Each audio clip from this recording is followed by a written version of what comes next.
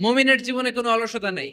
যখন আমরা এই সিদ্ধান্তে আসতে পারবো যে আমরা অলস সময় কাটাবো না, আমরা আমাদের এই সময়গুলোকে প্রোডাক্টিভ ওয়েতে কাজে লাগাবো, কোনো না কোনো কাজের সাথে জড়িত হব, বড় হোক বা ছোট হোক, কোনো কাজকে আমরা ছোট করে দেখবো না।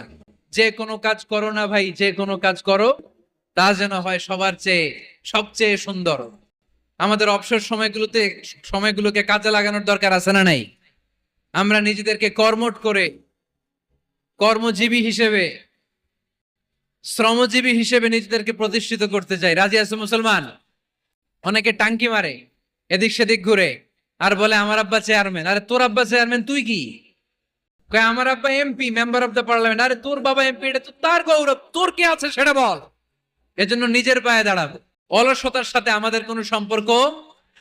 আজকের এই মাহফিল থেকে আমরা অলসতা, অকর্মণ্যতাকে নো বলে দিলাম, আর সব সময় কর্মঠ থাকবো, এনার্জেটিক থাকবো, নিজের পায়ে দাঁড়াবো, আইডিয়া জেনারেট করব, এন্টারপ্রেনার হওয়ার চেষ্টা করব, নতুন নতুন উদ্যোক্তা হওয়ার মাধ্যমে আমরা আমাদের নিজেদের ভাগ্য পরিবর্তনের চেষ্টা করব। কারণ আল্লাহ বলেছেন ইন্নাল্লাহা লা ইউগাইয়িরু মা বিকাওমিন হাত্তা ইউগাইয়িরু মা বিআনফুসিহিম। আল্লাহ তাআলা ততক্ষণ পর্যন্ত কোন জাতির ভাগ্যের চাকার পরিবর্তন করে না যতক্ষণ পর্যন্ত ওই জাতি নিজে নিজের ভাগ্যের চাকার পরিবর্তন করতে না চায়। চিল্লা এখন ঠিক কিনা?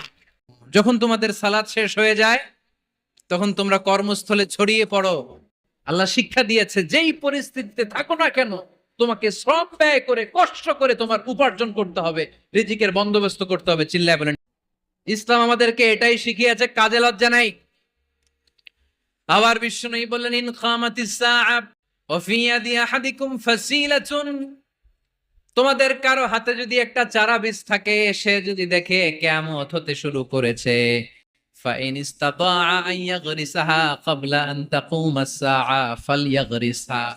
কারো হাতে একটা চারা বীজ নিয়ত করেছে, চারা বীজটা রোপণ করবে, ইন দা মিন টাইম দেখলো কিয়ামত হতে শুরু করেছে, বিশ্বনবী বললেন যদি তোমার সুযোগ থাকে কিয়ামত হওয়ার আগে চারা বীজটা রোপণ করে দাও। কথা বুঝতে পেরেছেন? আপনার হাতে একটা চারা বীজ, আপনি প্ল্যান করেছেন এই চারা বীজটা রোপণ করবেন, ইন দা মিন টাইম দেখলেন কি হওয়া শুরু হয়েছে, ইযা জুলজিলাতিল আরদু জিলজালাহা, দ্য বিগেস্ট আর্থকোয়েক, ভূমিকম্প শুরু হয়েছে, কিয়ামত হয়ে যাবে। বিশ্বনবী বললেন কিয়ামত হইতেছে ওদিকে, আর তোমার হাতে যদি চারা বীজ থাকে দেরি করো না, কিয়ামত তোমার কাছ পর্যন্ত আসার আগে সুযোগ পেলে চারা বীজটা রোপণ করে দাও। সালাত শেষ, কাজে ঝাঁপিয়ে পড়ো, আদেশটা কার? তাহলে ইসলামে ইবাদতের অ্যাটিটিউডটা বুঝতে পারছেন? কাজের সময় কাজ, নামাজের সময়। সুন্দর হয়েছে না বিষয়টা? ফাইদা কুদিয়াতিস সালাতু ফান্তাশিরু ফিল আরদ, যখন তোমাদের সালাত শেষ তখন জমিনে ছড়িয়ে পড়ো। জমিনটাকে আল্লাহ আমাদের জন্য উর্বর বানিয়েছেন। জমিনে বীজ রোপণ করে দিলেই এখানে ফসলের ব্যবস্থা করে দেয় কে? ওয়াল্লাযী জাআলা লাকুমুল আরদা যালুলান ফামশু ফি মানাকিবিহা ওয়া কুলু মির রিজকি ওয়া ইলাইহিন নুশুর। তিনি তো এমন সত্তা যিনি তোমাদের জন্য জমিনটারে ফ্ল্যাট বানিয়ে দিয়েছেন, সমতল বানিয়ে দিয়েছেন। এই জমিনের অলিতে গলিতে, বনে বাদারে, রাস্তায়, সাগরে, পাতালে, পাহাড়ে, বিভিন্ন জায়গায় তোমরা ঘুরে বেড়াও, সেখানে যে আমি আল্লাহর রিজিক তালাশ করো। সুবহানাল্লাহ। এই জমিনটাকে আল্লাহ সাহালাতুল মাসালিক, চলার জন্য সহজ বানিয়ে দিয়েছেন, ফ্ল্যাট, উঁচু নিচু নাই। বিমান থেকে এটা খুব সুন্দর দেখা যায়, জমিনটা খুব ফ্ল্যাট দেখা যায়, সমতল। এই সমতল হওয়ার কারণে এখানে চাষাবাদের সুযোগ সুবিধা করে দিয়েছে কে? তাহলে বোঝা গেল এই জমিনটা সমতল এবং উর্বর, ভেরি ফার্টাইল ল্যান্ড। আমাদের সালাত শেষ, আমরা কাজে চলে যাব। তোমাদের সাধ্যের সবটুকু করার পরে তারপরে তোমরা তাওয়াক্কুল করবে। কি সুন্দর ইসলাম! এক সাহাবী বললেন ইয়া রাসূলুল্লাহ, আমি ওটে চড়ে এসেছি, তো আপনি তো আমাদেরকে তাওয়াক্কুলের ওয়াজ করেছেন, আমি ওটের রশিটা গাছের মধ্যে না বেঁধে যদি শুয়ে থাকে আল্লাহর উপর তাওয়াক্কুল করি, ওটটা থাকবে না? বিশ্বনবী বললেন না, তোমার ওট থাকবে না, আগে রশি দিয়ে ওটটা বাঁধো, ইকিলহা সুম্মা তাওয়াক্কাল আলাল্লাহ। আগে টাইট করে রশি দিয়ে গাছের সাথে ওটের রশিটা বাঁধো, এরপর আল্লাহর উপর তাওয়াক্কুল করো। এইটার নাম তাওয়াক্কুল। চিল্লায় বলেন ঠিক কিনা? আপনার পার্টটা আপনার করতে হবে, আপনার যে রোল, এই রোলটা প্লে করতে হবে। আপনার সর্বোচ্চটুকু করার পরে আমরা তাওয়াক্কুল করি।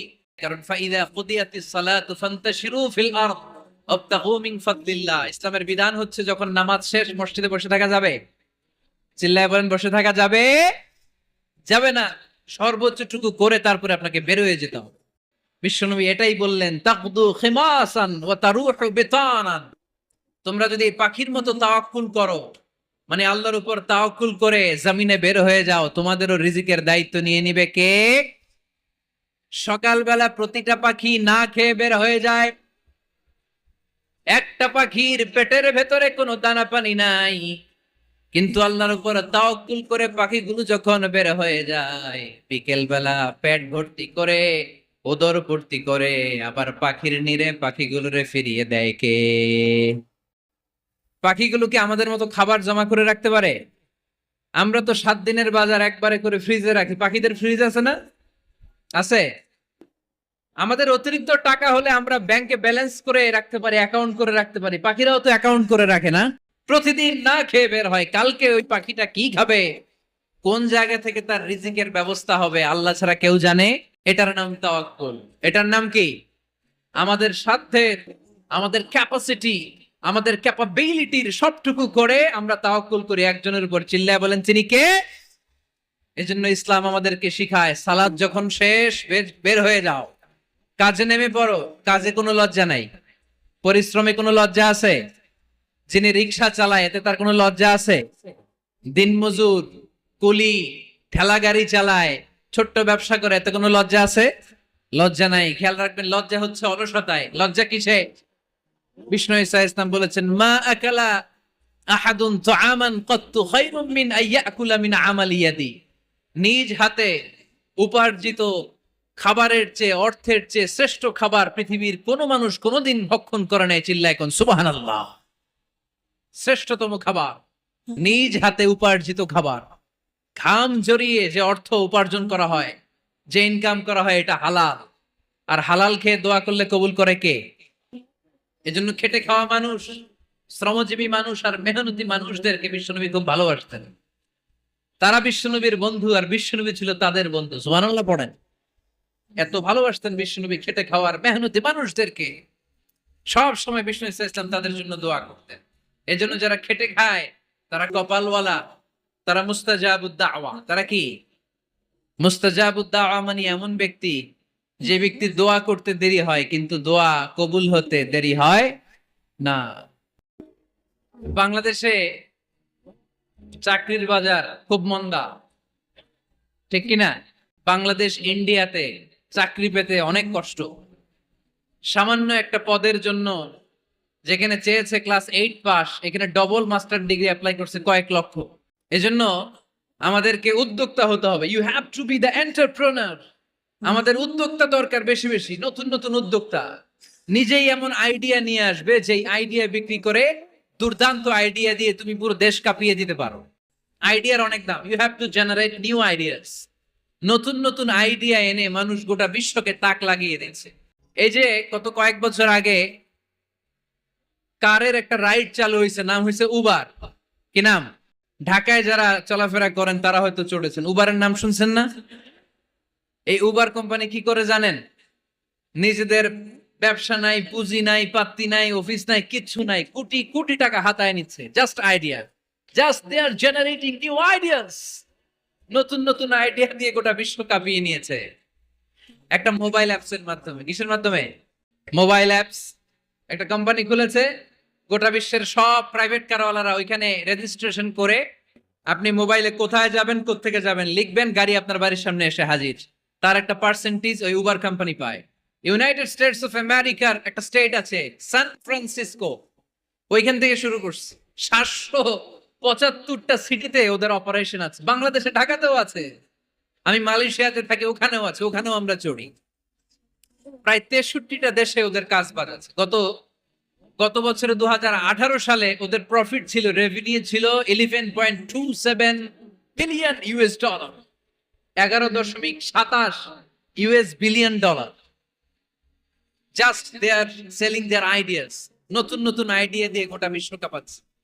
এই উবার যখন চালু হলো, আমি তখন মালয়েশিয়ায় শুনলাম বাংলাদেশে নতুন আর একটা বাইর হয়েছে, পাঠাও। কি নাম? এটা বোধহয় সারা বাংলাদেশ ব্যাপী হয় নাই, 3টা জায়গায়, সিলেটে, চট্টগ্রামে আর ঢাকায়।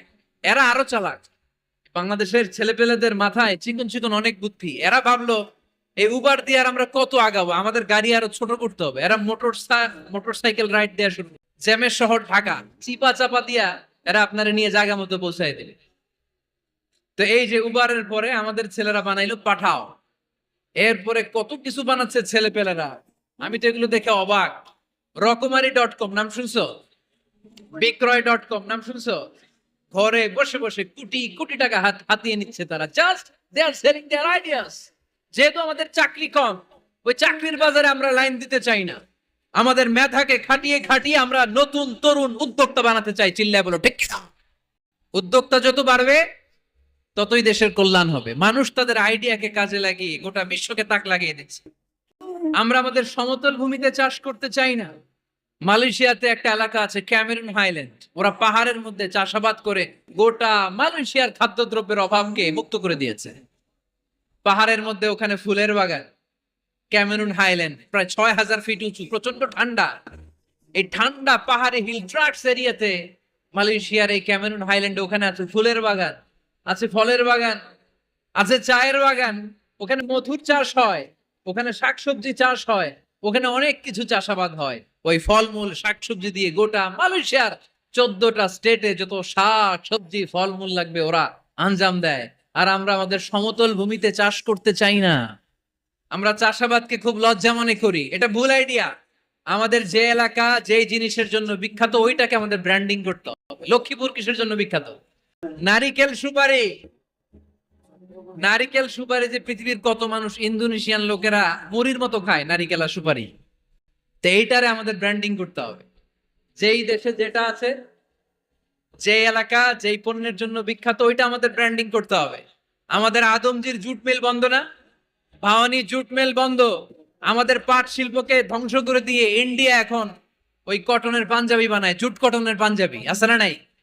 পুরা বাংলাদেশের মার্কেট এই জুট কটনের পাঞ্জাবি দিয়ে সয়লাভ। আমাদের বাংলাদেশের পাট দিয়ে যদি আমরা মিহি পাঞ্জাবি বানাতে পারতাম, গোটা বিশ্ব বাজারকে আমরা দখল করে নিতে পারতাম, ঠিক কিনা? এই জন্য আমাদেরকে নতুন নতুন আইডিয়া জেনারেট করতে হবে। চাকরির পিছনে বসে থাকলে চলবে না। আর আজান যদি হয়ে যায় ছুটে যাব মসজিদে, আর নামাজ শেষ হলে আমরা আমাদের কাজের দিকে চলে যাব। চিল্লায় বলেন ঠিক কিনা? যেটাই করবো আমরা ভালোভাবে করব। আল্লাহ বলেছেন লিয়াবলুয়াকুম আইয়ুকুম আহসানু আমালা। জান্নাতে যেতে হলে 100তে কত নাম্বার পেতে হবে? হ্যাঁ, হয় নাই 51। কি নাম তোমার? হ্যাঁ, ফরহাদ। জান্নাতে যেতে হলে 100তে আমার দরকার 51। 100তে কত লাগবে? ফাআম্মা মান সাকুলাত মাওয়াজিনুহু ফাহুয়া ফি আইশাতির রাদিয়া। সেদিন মিজানের পাল্লা যার ভারী হয়ে যাবে সে আনন্দ উৎসবে থাকবে। তো মিজানের পাল্লা ভারী হওয়ার জন্য 100তে আমার কত পাওয়া লাগবে? কত পাওয়া লাগবে? 51 পেলেই হয়ে যাবে। এজন্য আল্লাহ বলছেন লিয়াবলুয়াকুম আইয়ুকুম আহসানু আমালা। যেটাই করবে ভালোভাবে করবে। আল্লাহ এটা পরীক্ষা করতে চান যে আমরা ভালোভাবে কে কতটুকু আমল করেছি। যারা আরবি বুঝেন আলেম ওলামা আপনারা জানেন, এখানে আল্লাহ বলেননি লিয়াবলুয়াকুম আইয়ুকুম আকসারু আমালা। আল্লাহ এটা দেখতে চান যে তোমাদের মধ্যে থেকে কে বেশি আমল করে। এটা বলছে আল্লাহ? বলে নাই। আল্লাহ বলেছে লিয়াবলুয়াকুম আইয়ুকুম আহসানু আমালা, যে ভালো করে করে। আমরা যেটাই করি না কেন এটা ভালো করে করার দরকার আছে না নাই? এজন্য কাজে আর শ্রমে কোনো লজ্জা নাই। লজ্জা হচ্ছে অলসতায়। লজ্জা কিসে? অলসতায়। কাজ করে খেতাও, কাজে লজ্জা নেই, লজ্জা হচ্ছে অলসতায়। লজ্জা কিসে? আজকের আলোচনা থেকে এটা মুখস্থ করে নিতে হবে। কাজে লজ্জা নেই, শ্রমে লজ্জা নেই, পরিশ্রমে লজ্জা নেই, লজ্জা অলসতায়। লজ্জা কিসে? আরো জোরে। নবীরা কি এমনি এমনি বসে বসে খাইছে? কঠিন পরিস্থিতিতেও নবীরা পরিশ্রম করে উপার্জন করা লেগেছে, ঠিক কিনা?